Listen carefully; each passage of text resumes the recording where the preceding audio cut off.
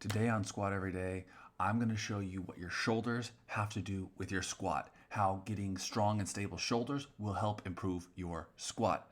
I'm back. Welcome to the Anatomy of Therapy. I'm Dr. John Cybulski. I'm going to teach you some of the things I've learned with my patients in relation to their shoulders. I'm going to show you how to fix your shoulders, and we're going to connect what that has to do with your squat. So if you squat and you have a little bit of shoulder pain, sometimes it's also elbow or neck pain during and or after. These are some things that are going to help you with your squat. We're just going to talk about efficiency. Basically, we're talking about the back of the shoulders, how to keep good posture. Let me go over the couple exercises we're doing. This is the knees over toes guy. He's doing these banded pull aparts. Mr. Ripped Up. I'm going to show you what this one is doing, what muscles we're using back here, why this is important, why it might not be important. We're going to go over some basics of rehab. I've analyzed this one. This is a crazy good exercise. There's a little bit of a difference between this one and the one before. And then I'm going to show you a pretty hard one, which is going to be this guy, where our arms are open and we're turning. And we're going to go over from the other side and really connect it to how it affects your squat, your shoulders, your torso, your scapulas, and how that relates to the squat. So if you're interested in that, stick around. We're going to go through all of it. I'm going to go through the first one and why it's important. This is knees over toes guy, Ben Patrick. He's doing banded pull aparts. Nothing fancy here, but just pulling the weight apart numerous times. We've got a band back and forth, repetitively. This is a great shoulder warm-up. We're putting a bunch of blood into the posterior shoulders, the rotator cuff, the posterior deltoids, the triceps. You're going to get a bunch of rhomboid action here. There's one thing that's a little bit of a problem, and I'm going to show you what that means, what I mean by that. But think about blood flow. You can almost see how much redder he is back here versus up there. He's a pale man, but I mean, a little bit more blood is clearly flowing through the back of the shoulder. So this is a warm-up. Warm-up is getting blood pumping. It's not a specific rehab activity. You just need blood pumping. So while you're sitting still, while I'm sitting still, you are about 20% of the blood that could go through our muscles is going through our muscles. So before you start to work out, you got to warm up, obviously. This is a great way to start that warm up. The one kind of tricky thing that doctors and PTs might argue with, I can already hear my colleagues saying, look how he's pinching his shoulder blades back. Look at the gap.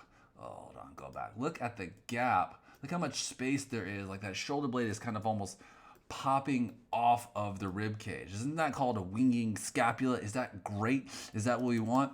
No, it's not what we want ideally, mechanically speaking, but it is a great warm-up. So don't confuse like proper orthopedic norms for scapular and thoracic rib cage with a good warm-up. Get a good warm-up, get moving. We're going to go over the specifics of all those mechanics in a second, but he is activating these rhomboids. I do like the fact that these rhomboids are going back and forth just to push back to kind of the classic PT action of you're creating a wing scapula here. I don't think that's actually true. I think the repetitive nature of this kind of fixes that. He's not keeping himself in a wing scapula. He's going back, he's going forth. I would like a little bit more reaching forward to undo this kind of, you can see the gap there between the shoulder blade and the rib cage here. I don't think it's a problem because of the repetition. It's just a warm up. Chill out, PTs. Great shoulder warm up. Now, let me show you what they're talking about, and then we'll start to tie this into what it has to do with your squat. So if you're going to go super old school PT, this is the way.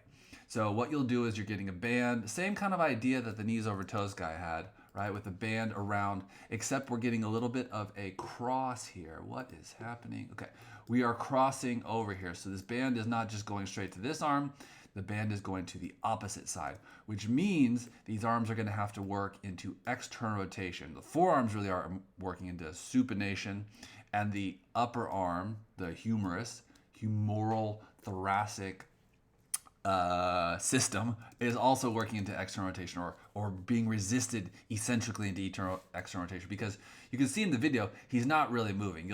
What he's trying to do is to push, this is what I was saying with the scapulas. Here's the scapula. He's trying to push his sternum back so as to make this area kind of even in the back and not allow that winging scapula like we saw here. So he's trying to fix that winging scapula. Like I said, split the rehab one and the workout one up.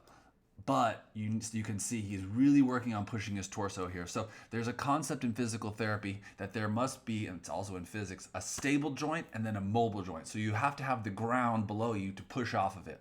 Now that happens through the body. There are centers of gravity through your body. And one of those centers of gravity is the spine. A lot of chiros like myself are obsessed with the spine. The spine is very important. Some get a little bit too crazy with the spine, but this spine is the center of gravity. And what happens is these shoulders need to move off of the center of the torso. So what we need to do is get this scapula, this arm, and elbow pinned down, and then move the rib cage on this fixed shoulder, basically. Does that make sense? So now the shoulder is fixed, pushing down into the table. So the shoulder is pushing down on the inside of the elbow. This is one of their fixed points that the Prague school talks about, punctum fixum, punctum mobilum. I don't know Latin, but this should be a fixed point. And we're also fixing it to the edge of the scapula. So you can see the kind of tension there on the back of the band at the edge of the scapula. That's another fixed point. So he's fixing the arm, which is typically mobile. We're reversing it. So this is the rehab point. He's gets a good spot. So he's got this pinned down, and also there's cross tension, which is another rehab thing we can get into in DNS and PNF stuff. But the idea is that this shoulder is fixed, and you'll see him try to push his spine backwards. So if you're doing this, you're thinking about the sternum, the top of the sternum, and the bottom, the xiphoid, pushing backwards. That is your center of gravity, to push back into that band. This band is giving him a reference here. It's crossing over here, so this arm is having to pull out. This arm is having to pull out. He's having to push down with his elbows into the pad. You can kind of see they're kind of cueing him, and then they're cueing him to push back. And I believe they're going for like a T3. So some T3 extension. You see he's just kind of going back and going forward, kind of pushing into this woman's hand there. He's trying to keep a nice tucked chin, a nice tall spine. The arms are now fixed, and the thoracic spine is going back. You got it. I'm not going to say it anymore, but this will create a stable shoulder for when you have weight on your back to squat. Okay?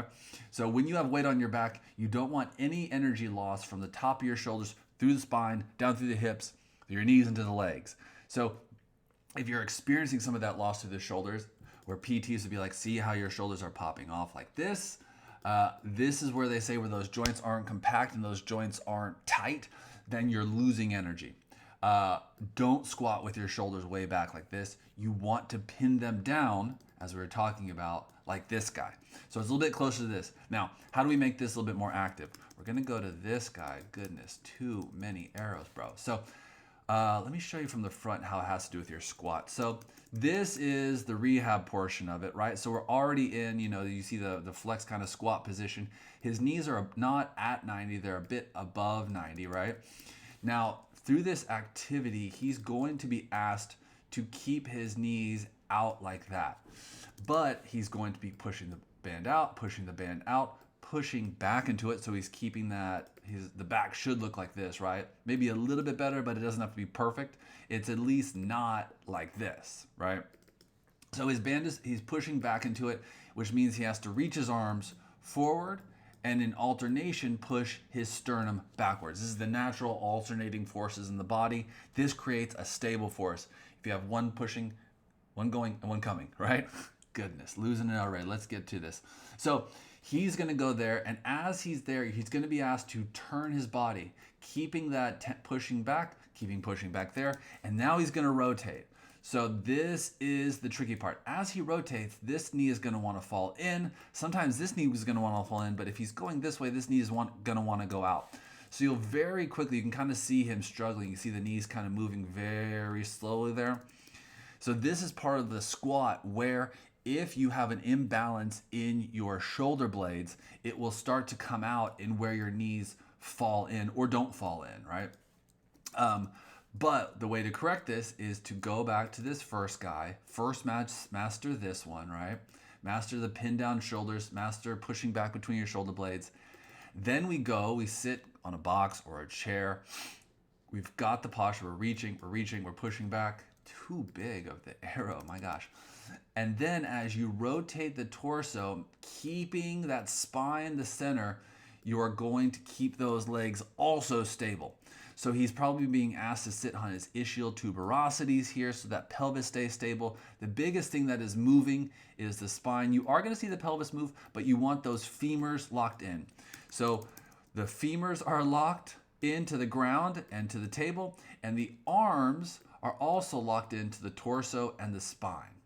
So this is the whole kind of picture together, losing my arrows. The whole kind of picture together. Arms and legs are typically mobile. We are flipping that and making the legs and the arms stable as we go back and make the torso and spine mobile. This is the main concept. If you can do this, if you can make those arms stable, and you can get all the force to go from your shoulder blades down through your legs or from the ground all the way back up, this is how your stable shoulders will support your squat. You'll notice it's more efficient. You'll notice you can create more power. You notice there's less energy loss. That's how you do it. These 2 rehab exercises are pretty tough to do. So take your time and work on them, getting that torso back on some straight shoulders. And don't be afraid as well to just warm your shoulders up with the banded exercises. They're just horses of a different color, potatoes, right? They're just a little different. Use them how you use them. Good luck with your squats. I'm gonna go get a workout in. Smash the like button, hit the subscribe. If you guys have comments about what I missed or if anything I said was convoluted, it always is. Please ask me below. I'm happy to answer. We got a podcast on shoulders. Podcast is in the link below. Y'all have a great day. Peace.